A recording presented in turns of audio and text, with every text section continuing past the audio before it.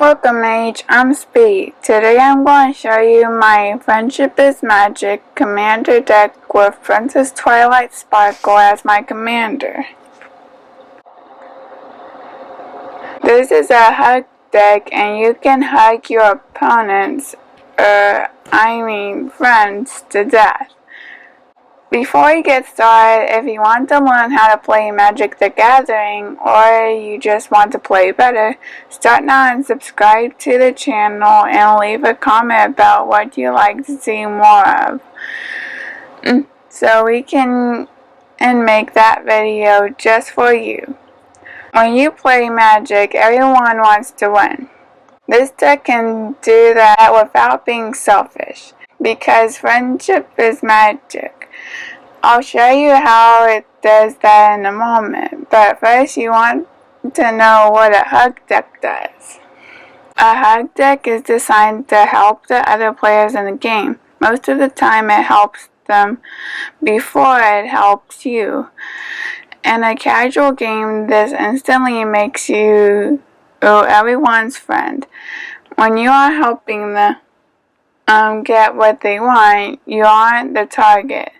And some players may even protect you. There are some strange cards you may have never seen that are in this deck. Most people wouldn't even think they are good.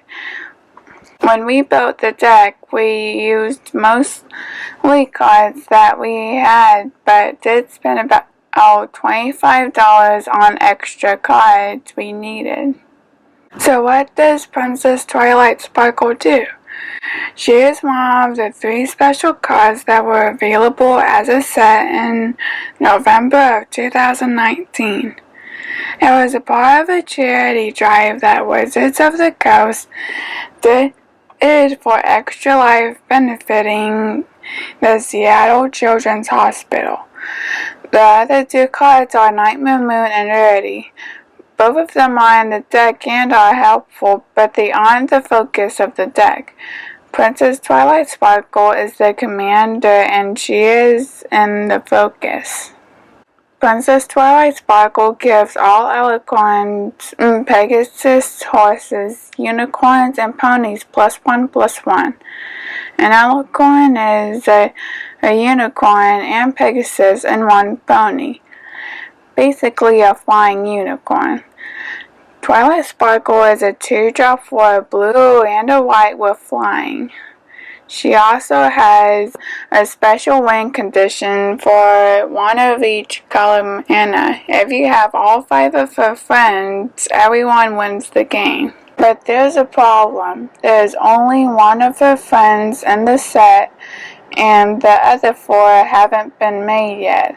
So I'll show you how you can make those ponies and trigger the one for everyone. But since Twilight Sparkle has 1 of each mana color on the card, she is a 5-color commander.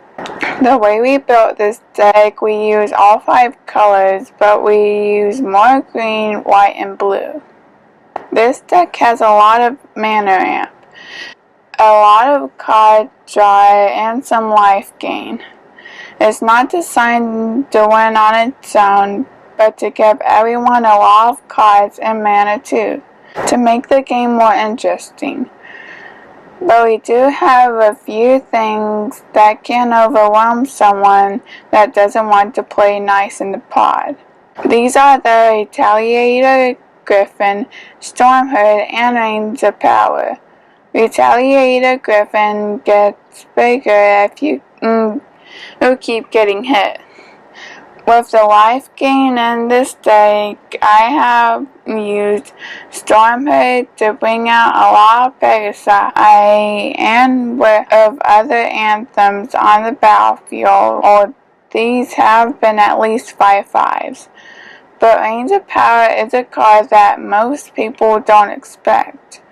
It can turn the game really quick, but that's not what I want to do to win the game. I want everyone to win, and in order to do that, we need a special card from Unhinged named Blank. This is a 2-drop 1/1 shapeshifter that can change its name or flavor text. Changing the flavor text doesn't make sense, but changing its name to be the name of the other ponies works. The downside is you need to have 4 or 5 of them on the field, so we have to make token copies. We have several ways to do that using template reflections, progenitor mimic, and auto-replication. The most reliable card is auto-replication, but I have used template reflections a few times to make the extra tokens I need. With the tokens and Twilight Sparkle on the field, all I need is 9 to 10 open mana and everyone wins. I have done this many times, both with and without the help of other players. But to get to this point, we have to make everyone like us and help them get the things they want.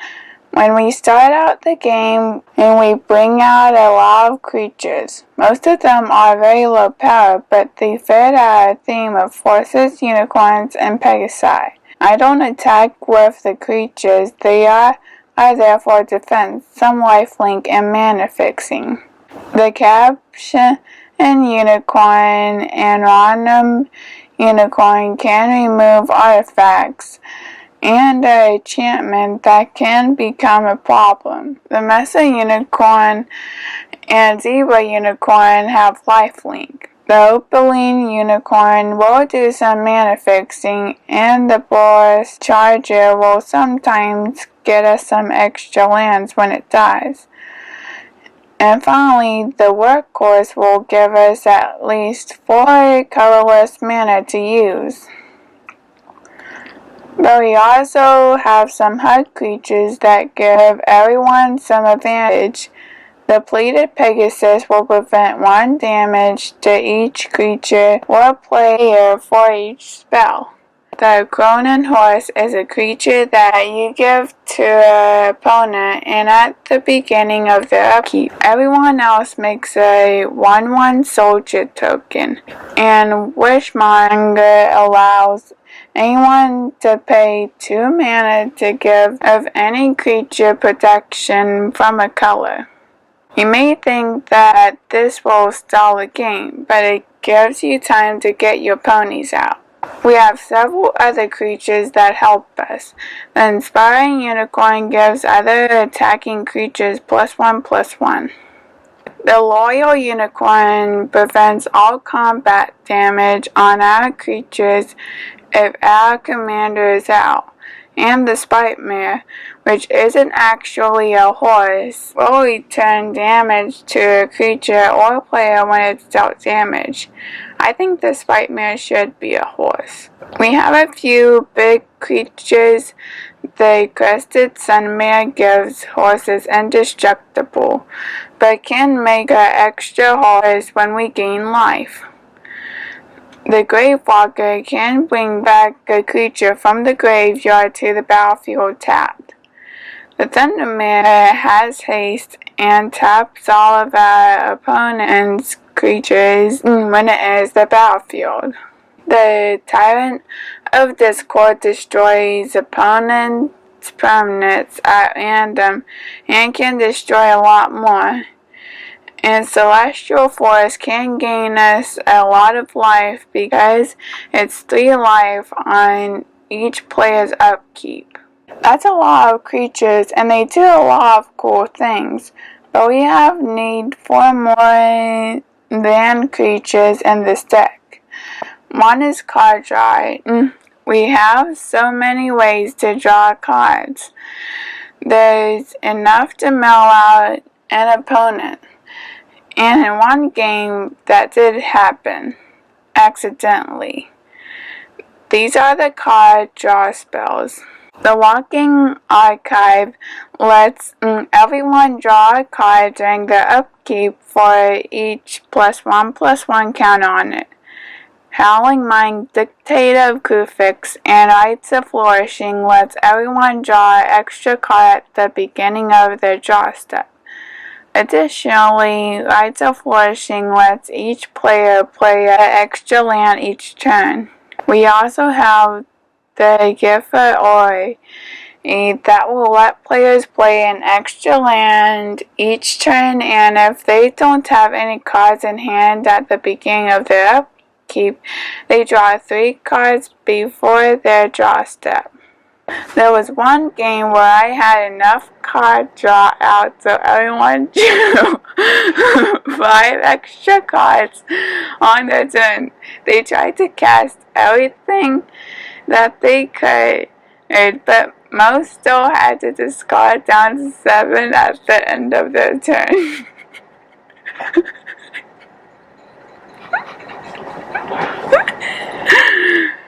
Is that enough card draw? No, it's not. The Horn of Greed makes a player draw a card whenever they play a land.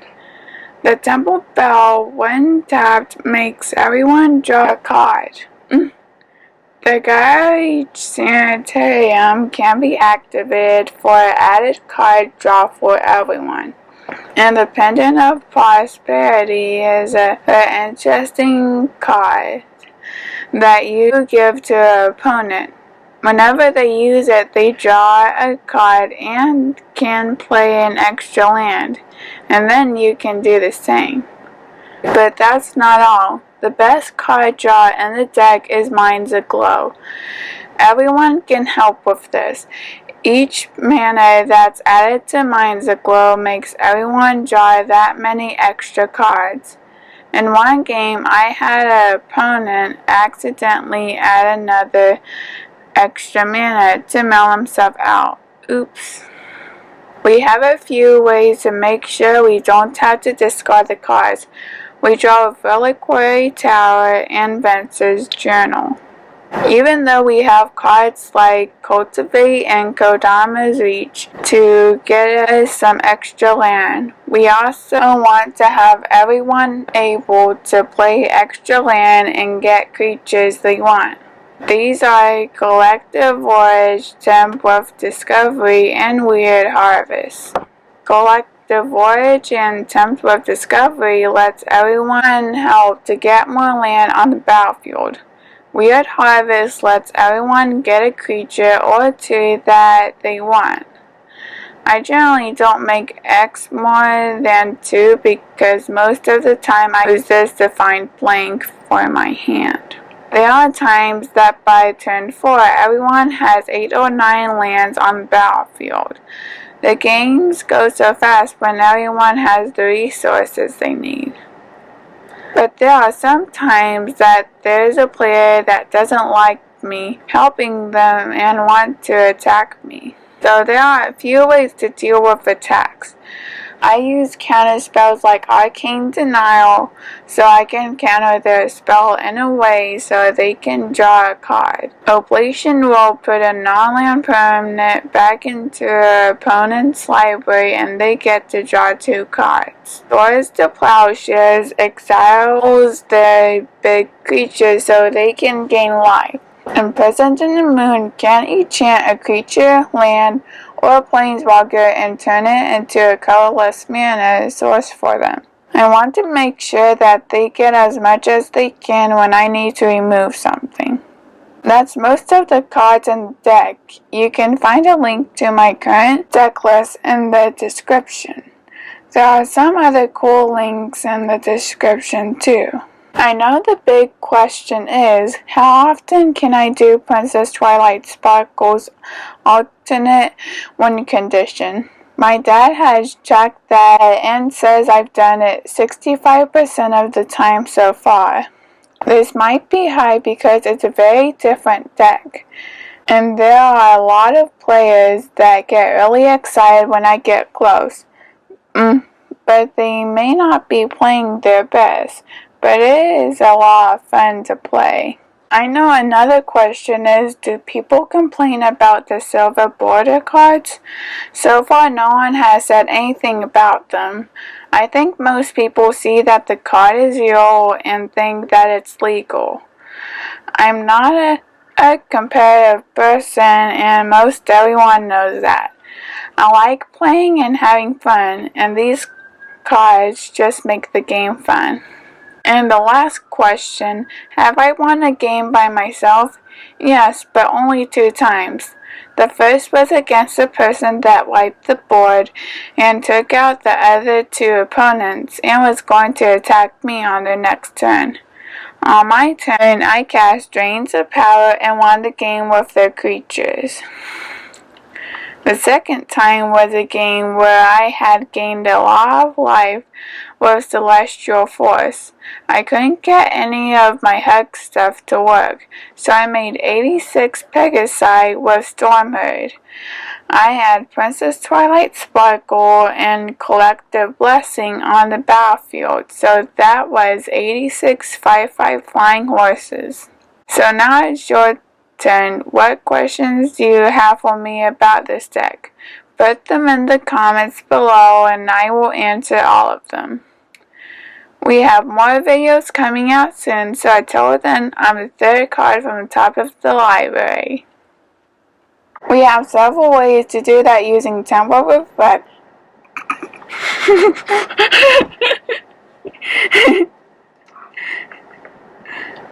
Reflections. Progenitor Mimic.